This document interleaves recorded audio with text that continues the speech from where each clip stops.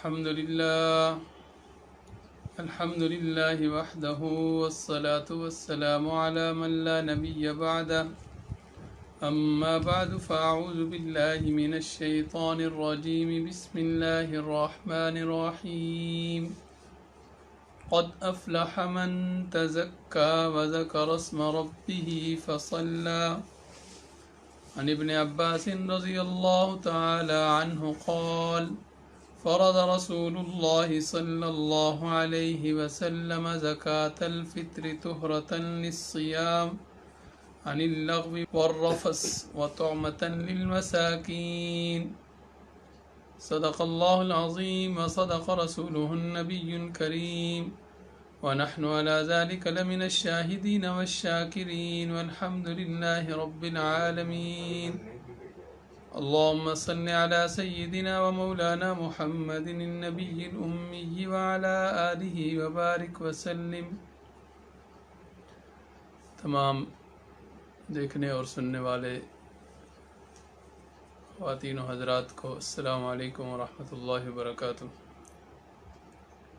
رمضان المبارک اپنی رحمتوں اور برکتوں کے ساتھ ہم سے رخصت ہونے والا ہے۔ اس بابرکت مہینے کے آخر میں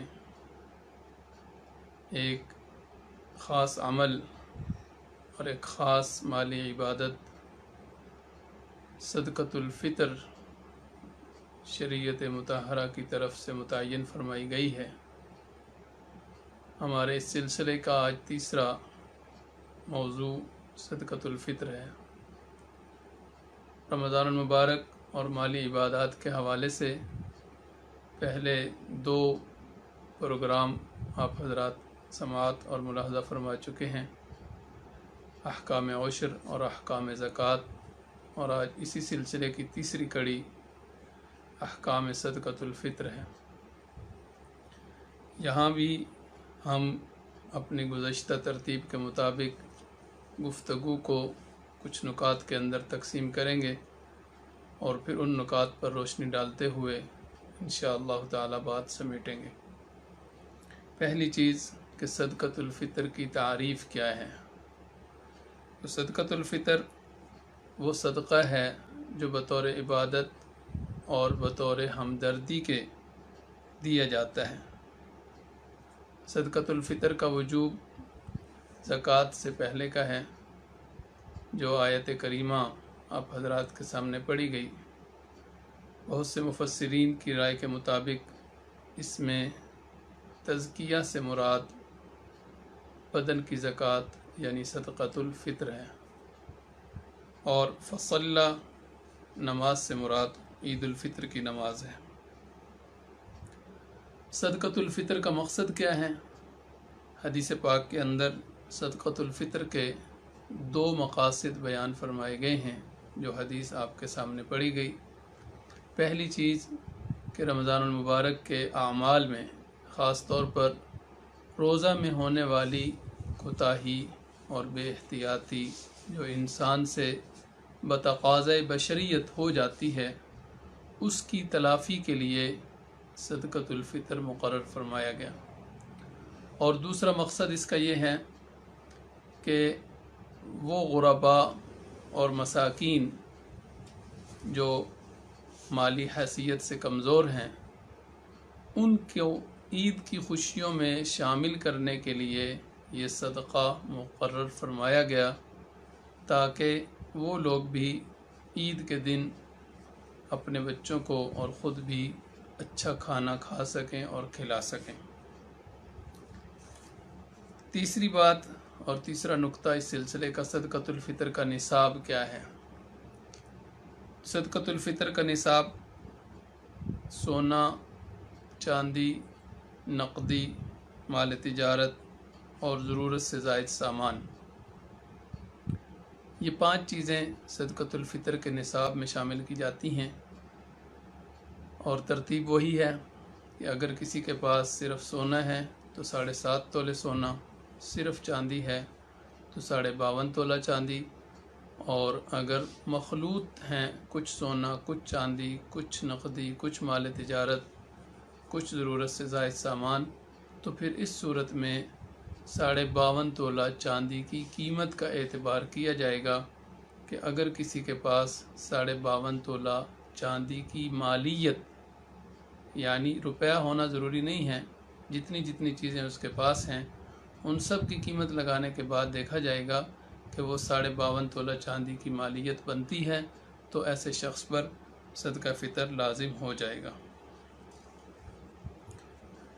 اب یہاں پر ایک بات یہ سمجھنی چاہیے کہ زکوٰۃ اور صدقہ فطر کے نصاب میں کیا فرق ہے۔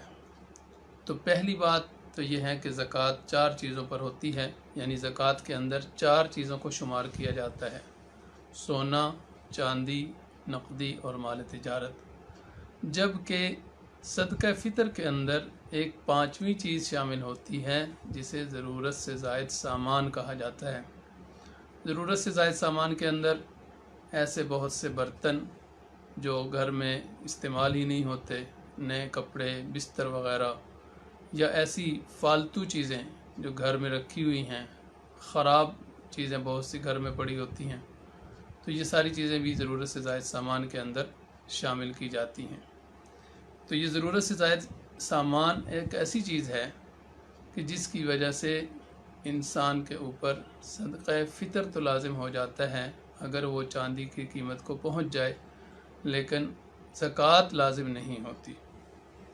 دوسری بات یہ ہے کہ زکوٰۃ کے لیے سال کا گزرنا لازم ہوتا ہے، جبکہ صدقہ فطر کے لیے اس نصاب پر سال کا گزرنا بھی ضروری نہیں ہے۔ اب صدقہ فطر کن چیزوں سے ادا کیا جاتا ہے؟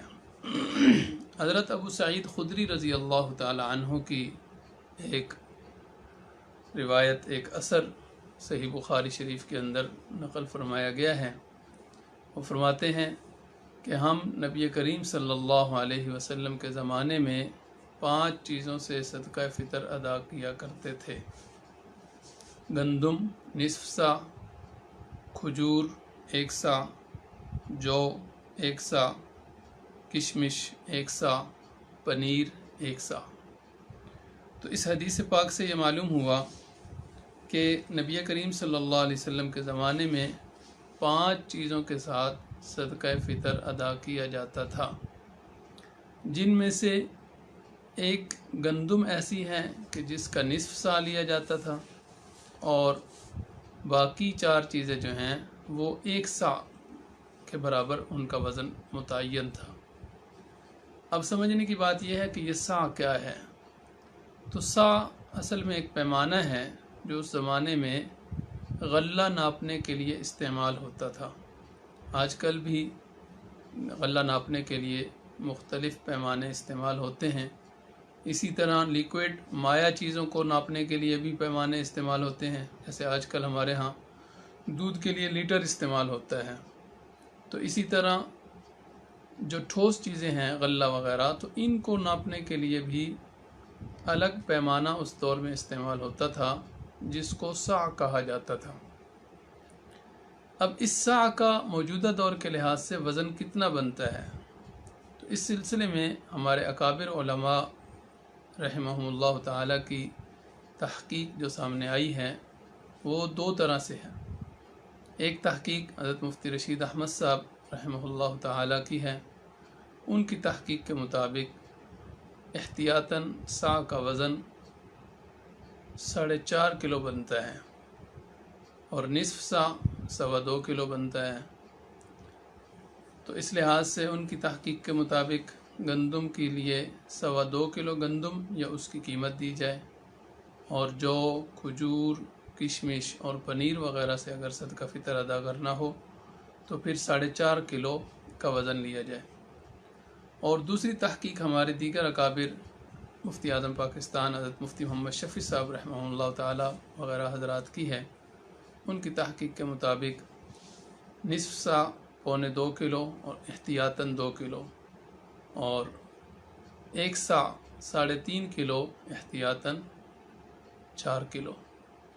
تو اس لحاظ سے گندم کی یعنی 2.25 کلو یا 2 کلو گندم کی قیمت یا گندم صدقہ کیا جائے فی آدمی کی طرف سے، ایک آدمی کی طرف سے، اور جو کھجور کشمش پنیر وغیرہ کے ساتھ اگر صدقہ فطر ادا کرنا ہو تو پھر 3.5 کلو یا احتیاطاً 4 کلو وزن کے لحاظ سے صدقہ فطر ادا کیا جائے۔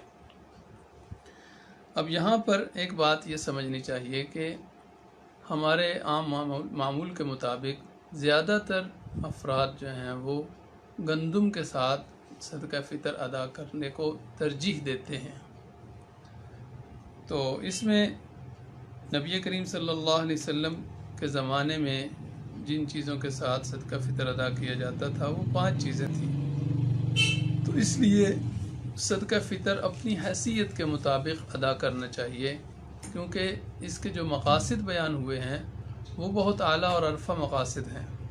ایک مقصد تو یہ بیان کیا گیا کہ اس سے روزے میں ہونے والی کمی کوتاہی کو اللہ رب العزت دور فرما دیتے ہیں۔ تو روزے میں ہونے والی کمی کوتاہی دور ہو جائے تو اس سے بڑھ کر اور کیا چاہیے؟